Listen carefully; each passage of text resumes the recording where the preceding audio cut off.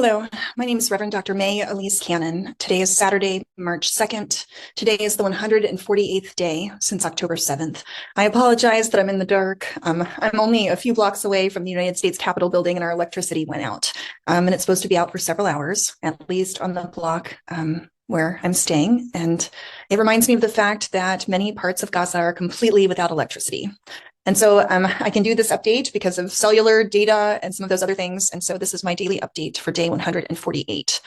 The Washington Post put out an urgent news bulletin today saying that the United States military dropped aid into Gaza as relief agencies warn of massive starvation. One of the things we've been paying attention to since water, gas, and electricity in large part have been completely shut off since early on in October after the October 7th attacks by Hamas. You may recall Israel said no humanitarian assistance, no water, no food, no aid until all of the hostages are released. So for many, the United States' perspective and others, any humanitarian aid is viewed as success. Now, only about 10% of the necessary aid is being allowed into Gaza, is getting to people who so desperately need it. And what's being watched for is when is there going to be a tipping point where the deaths that are being caused are not by bombs or by the war, but instead are by starvation and disease.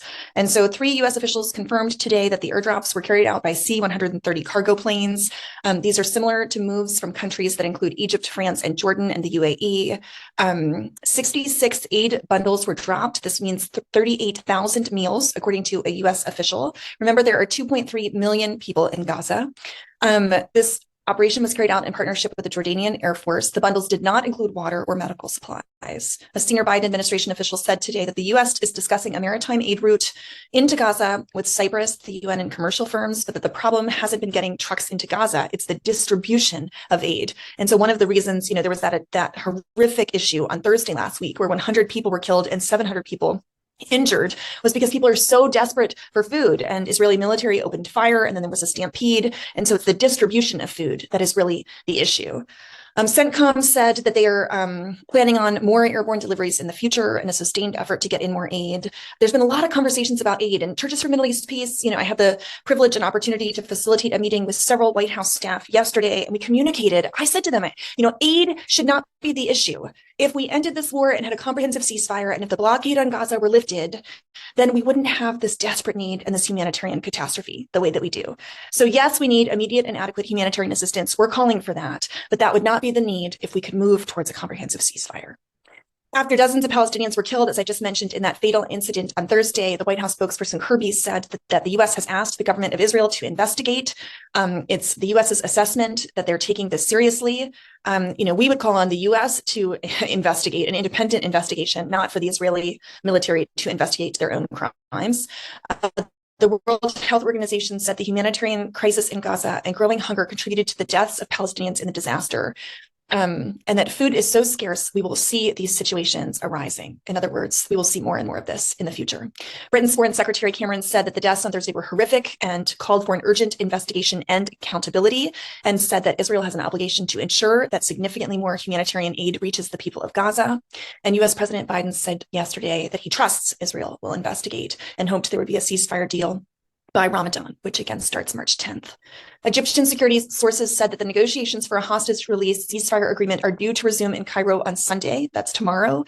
And Egyptian sources said the parties agreed on the duration of a Gaza truce, hostage and prisoner release, adding that the completion of the deal still requires an agreement on the withdrawal of Israeli forces from North Gaza and the return of its residents.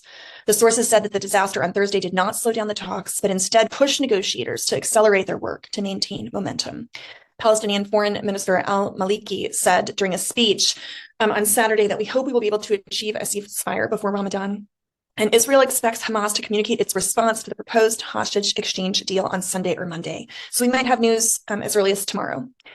A senior diplomatic official said that key issues remain related to the identities of the hostages to be released, including who is alive and who is dead, as well as the ratio of how many Palestinian prisoners in each of the categories. The categories are men, women, children, soldiers would be in exchange for hostages. Typically, soldiers are, forgive me for being crass, but worth more, exchanged for a higher number of Palestinian prisoners. At least that's been the case in the past.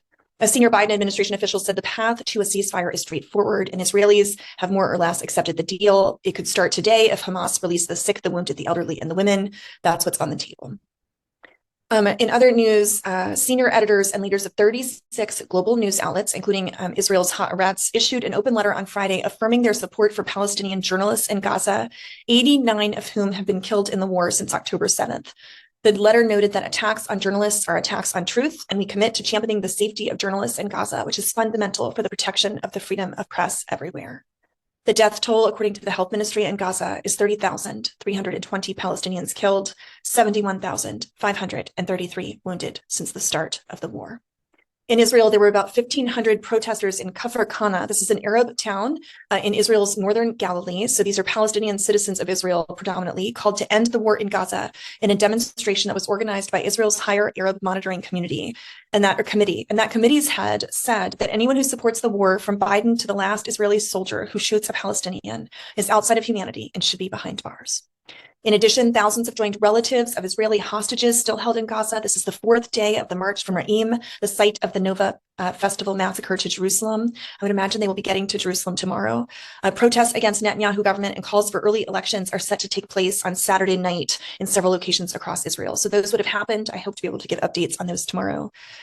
The Palestinian Red Crescent reported 16-year-old Mohammed Adika, a resident of the Palestinian town of Kfar Na'ima near Ramallah, was killed by Israeli defense forces today. And Israeli emergency services reported that a 57-year-old Israeli was stabbed at Ad Dar'ariya, a Palestinian city southwest of Hebron, and was taken to Beersheba. He's in moderate condition. Hezbollah has said that 3 of their members were killed in a drone strike while they were in a car in a southern city in Lebanon. IDF claimed responsibility for the attack. According to IDF, Israeli fighter jets and artillery struck Hezbollah targets in South Lebanon.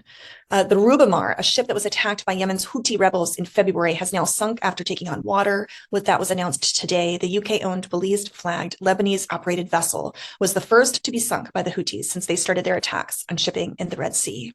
The U.S. military commanders said yesterday that they conducted a strike against Houthi surface-to-air missiles preparing to launch from Yemen, and that the Houthis launched an anti-ship ballistic missile into the Red Sea earlier in the day.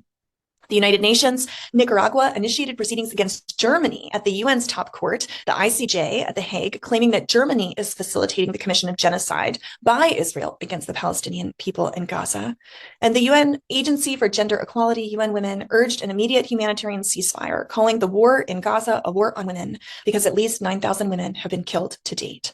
Russia reported via their foreign minister, Lavrov, saying that Palestinian factions, including Hamas and Fatah, made progress towards establishing a unity government after holding talks in Moscow. Apparently, they agreed in writing for the first time to respect the platform of the Palestinian Liberation Organization, according to the report, but it remains to be seen if what has been written will become more than just words on paper. News outlets have also to continue to highlight violations of international humanitarian law in terms of disregarding the protections of hospitals and humanitarian workers in Gaza. This has been in the news over months and months since October.